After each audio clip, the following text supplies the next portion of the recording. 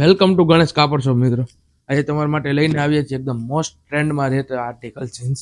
તમે ચેક કરી શકો છો, કલરવાળા જીન્સ ચાલે છે. મોમ ફિટિંગ સાથે આવશે. તમે ફિટ ચેક કરી શકો છો. મેં એક પેન્ટ વેર કરેલું છે. આની અંદર સૌથી મોટો કલર ચાર્ટ આવ્યો છે. 7 કલરનો કલર ચાર્ટ. તમને બધા કલર બતાવી દઉં છું. તમે ચેક કરી શકો છો.